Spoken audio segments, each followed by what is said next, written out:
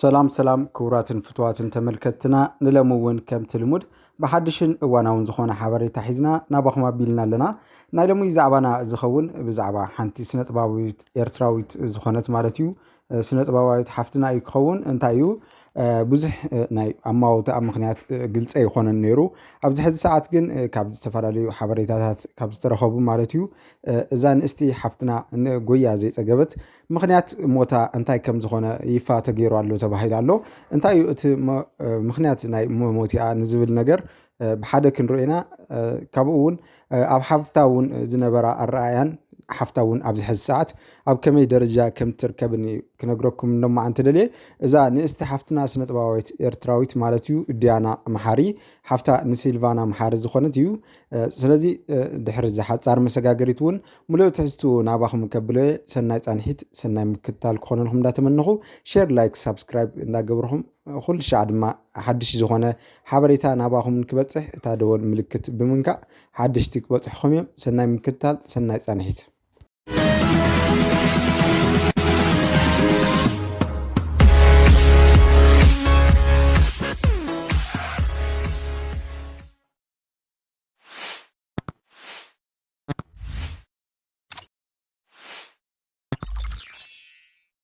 نو ديانا مبركوا ديانا شو محن تحت يلا تمي تعمي فتوى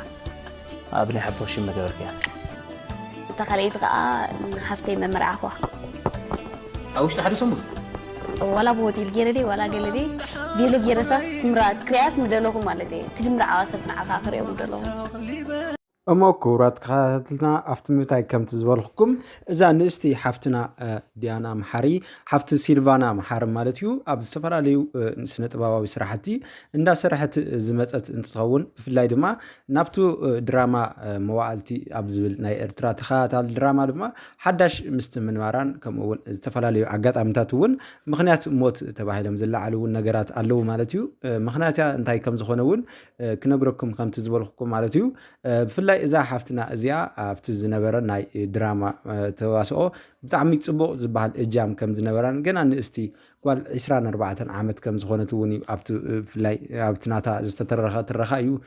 ተገሊፁ ዘሎ ኣብ ስነ ስርዓት ቀብራ እውን እንተኾነ ብዙሕ ነገር ኣጋጢሙ ከም ዝነበረ ካብ ኣዲስ ኣበባ እውን ናብ ኣስመራ ተፃዒኑ ኣብ ጎደና ሰማዕታት ወይ ጎደና ሓርነት ተቐቢራ ከም ዝኾነት እዩ ዝፍለጥ ማለት እዩ ከምቲ ኣብ ሕዚ ሰዓት ዝውጋዕ ዘሎ خالد ድማ እዛ ንእስቲ ሓፍትና ብፍላይ ኣብቲ ዝነበራ ናይ ተዋስኦ ብዙሕ ተፈታውነትን ኣድናቆነትን ከም ዝረኸበት ብዙሓት ዝፈልጡ ወይም ከምኡውን እቲ ብጣዕሚ ዝሕዝነካ ነገር እዛ ህፃን ገና ኣብ 6 ወርሒ እውን ገና ዘይመልኦ ክልተ ተዋስእቲ ናይዛ መዋዕልቲ እትብል ድራማ ምስኣን ናይ እቲ ዋና ዝሕዝን ነገር ቅድሚ ሕዚ እውን ሰምሃር ታደሰ ዝተባሃለት ሓፍትና ካብዚ ዓለም ብሞት ተፈልያ ተባሂሉ ብዙሓት መነጋገሪ ኮይኑ ኣብ ሚድያታት ከምኡውን ምክንያት ሞታን ባዕሉ ብጣዕሚ ዘደናግር ነይሩ ክበሃል ተሰሚዑ ማለት እዩ ክቡራት ተኸታተልቲ ይኹን ዳ እምበር ሰምሃር ሓፍትና ቅድሚ 6 ወርሒ ሞይታ ተባሂሉ ብጣዕሚ ሓዚንና ነርና ካብ ልቢ ብፍላይ ኤርትራውያን ተጋሩ ድማ ኣብዚ ብዙሕ ነገር ኢሎም ሓሊፎም እዮም ማለት እዩ ሓዘኖምን ከምኡውን ንስድራ መዋቲት እውን ምፅንዕናዕን ተመንዮም ሓሊፎም ነይሮም ማለት እዩ ካብኡ ብምቕፃል ድማ እዛ ሓፍቲ ሲልቫና ዝኾነት ዲያና መሓሪ እውን ሕዚ ኣብ ዘለዋ ኣብ ዝነበረትሉ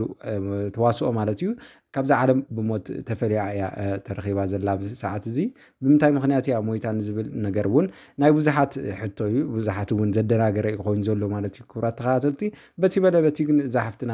ፅቡቅ ዝኾነ ስነ ምግባርን ከምኡውን ምስ ሰብ ናይ ምትእትታው ብቕዓትን ተፈጥሮ እውን ከም ዝነበራ ብፍላይ ምስ መሳርሕቲ ኣብቲ ተዋስኦታት ከምኡውን ኣብቲ ዝተፈላለዩ ድራማታት ኣብ ትሰርሐሉ ሰዓት ፅቡቅ ዝበሃል ሰነያ ምስ ኣሕዋታን ምስ ቤተሰባን ከም ዝነበራ ከምኡውን ንገዛእ ብጣዕሚ ግዱስቲ ካብተን ዝበሃላ ከም ዝነበረት እዩ ዝፍለጥ ማለት እዩ ብፍላይ ኣብ ዝኾነ ቃለ መሕተት ሓፍቲ እንታይ ተትኸውን ወይ ኣብ ሰሙን እዚ ትሞቲ ክትበሃል እሞ ኣብዛ ሰሙን እዚኣ ዘላትኪ ዕለት እንታይ መገበርካ ኣብ ዝተባሃለትሉ ሰዓት ኣነ ዝገብሮ እንተዳ ሃልዩ ንሓፍተይ መመርዓኹዋ እንተስ ኣብ ሆቴል እንተስ ኣብ ስነ ስርዓት ብባህላዊ ይኹን መመርዓ እኹዋ ነይረ ቅድሚ ናተይ ሞት ምምፅኡ ክትብል እውን ገሊፃ ነይራ ብጣዕሚ ዘሕዝን ነገር ድማ ካብዛ ዓለም ብሞት ብምፍላያ እቲ ብጣዕሚ መገረሚ ኮይኑ ዘሎ ኣገራሚ ኮይኑ ዘሎ ኣብዚ ሕዚ ሰዓት ብኻሊእ እውን እንተሪእና ወለዳ ብጣዕሚ ትሕግዝ ከም ዝነበረት ኣብ ኣስመራ ዝርከቡ ወለዳ እውን ብዙሕ ቅርሺ ትልእኸሎም ከም ዝነበረትን ብምሟታ ድማ ብጣዕሚ ተጎዲኦም ከም ዘለውን እሳ ትድግፎ ነበረት ደገፍ እውን ማንም ክድግፎም ዘይከኣለ ምዃኑ ኣብዚ ሰዓት እዚ ካልእ እውን ካብ ክልቲአን ዝመፅእ ዝነበረ ኣሕዋት ማለት እዩ እቲ ሓገዝ እቲ ዝዓዘዘ ወይ ዝሐሸ ድማ ናይ ዲያና ከም ዝነበረ ካብ ሲልቫና መሓሪ ማለት ሓፍታ ዓባይ ሓፍታ ካብ ናይ ዓባይ ሓፍታ ብላዕሊ ማለት እዩ እቲ ዝወሃቦም ዝነበረ ሓገዛት ፅቡቅ ከም ዝነበረ ናይ ንእሽተይ ውላዶም እንዳገለፁ ኣብ ሓዘን ማለት እዩ ደጋፊትና እንዳበሉ ብስምዒት ኣብቲ እንዳዘለሉ ዝተራእይሉ ማለት እዩ ኣብቲ ቀብሪ ስነ ስርዓት ብጣዕሚ ልብኻ ዝነክእ እዩ ነይሩ ማለት እዩ ክቡራት ተኸታተልቲ ካልእ እውን እንታይ እዩ እዛ ዲያና ማለት እዩ ብፍላይ ምስቶም ኣብ ተዋስኦ ዘለው ብዙሕ ዓይነት ናይ ምትእትታው ስራሕቲ ትገብር ከም ዝነበረት ብፍላይ ድማ እስካብ ኣፍቀርቲ ብዙሓት ድዮም ዝብል ፍቅሪ ዝነበራ ምስ ብዙሓት ከም ዝኾነት ብፍላይ ምስ ወዳት ኣዕሩኽቲ ከም ዝነበርዋ መብዛሕትኦም ኣዕሩኽታ ካብ ደቂ ኣንስትዮ ዝበለፁ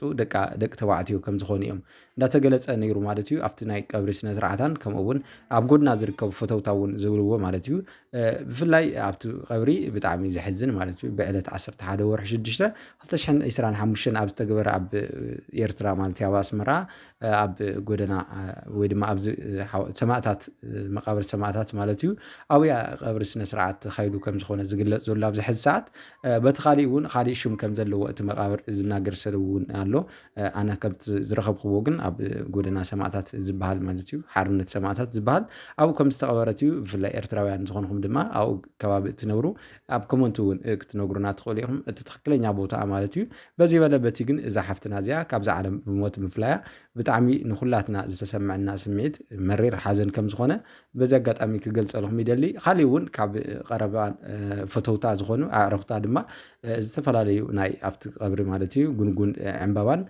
ካልኦት ውህብቶታት እውን ናብቲ መቃብር እንዳሃቡ ንወለዲ እውን እንዳደገፉ ንወለዳ ዝተረኣየ ብጣዕሚ ድማ ምሕዝነት ዘለዎ ናይ ማለት ሓልዮት ዘለዎ ኣብቲ ቀብሪ እውን ዝተፈላለዩ ሓልዮት ዝረኣዩ እዞም ሰብ ሃፍቲ ይኹኑ ከምኡ እውን ስነ ጥበባውያን ማለት እዩ ኣብቲ ቀብሪ ብጣዕሚ ዝገርም ማለት ነቶም ወለዲ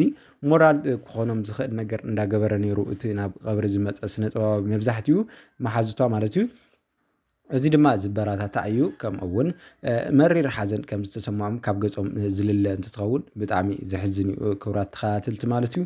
ካልእ እውን እንታይ ኣሎ ኣብዚ ሕዚ ሰዓት ነፀላ ዜማ ክትለቅቕ እንዳሓሰበት ከም ዝነበረት እውን መብዛሕትኦም የዕሩኽታን ኣብ ጎድና ዝርከቡ ሰባት እውን ሓሳብ ከም ዝነበራ ክናገሩ እዮም ፀኒሖም ማለት እዩ ኣቦኣ እውን እንተኾነ ነዚታት ክደግፋ ከም ዝኽእል ማለት እቶም ዘለዎም ንዋይ ሃፍቲ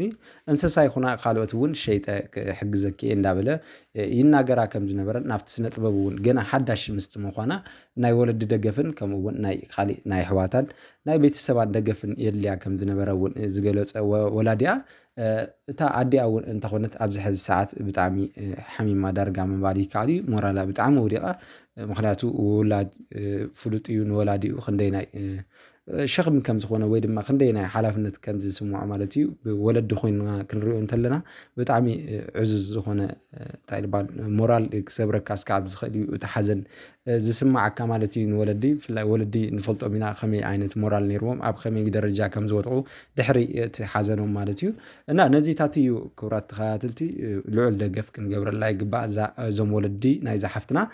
ካልእ እውን እንተኾነ እቲ ዝነበረ ስራሕታ እውን ፅቡቅ ኮይኑ ምንታን ኣብ ዩቲዩብን ኣብ ካልእ ክረኣየላ መሊስና እንዳረኣና እቲ ዓቢ ከዓቢ ምእንታን ክንገብር ይግባእ ክብል ይፈቱ በቲ ካልእ እውን ስድራቤት እዛ ሓፍትና ወለዲ ማለት እዩ ክፅንዕናዕ ይግብኡ ናብ ስራሕ እውን ክምለሱ ምእንታን ናትና ደገፍን ምፅንዕናዕን ይደልዩ ክብል ይፈቱ ክቡራት ተኸታተልቲ ሎሚ ዝነበረኒ ሓበሬታ ነዚ ይመስል ነይሩ ብካሊእ ሓድሽን እዋናውን ዝኾነ ሓበሬታ ናባኹም እስካብ እንብል ሰሰናይ ጠጥዕሙናኹም ቻው ደሓን ኩኑታ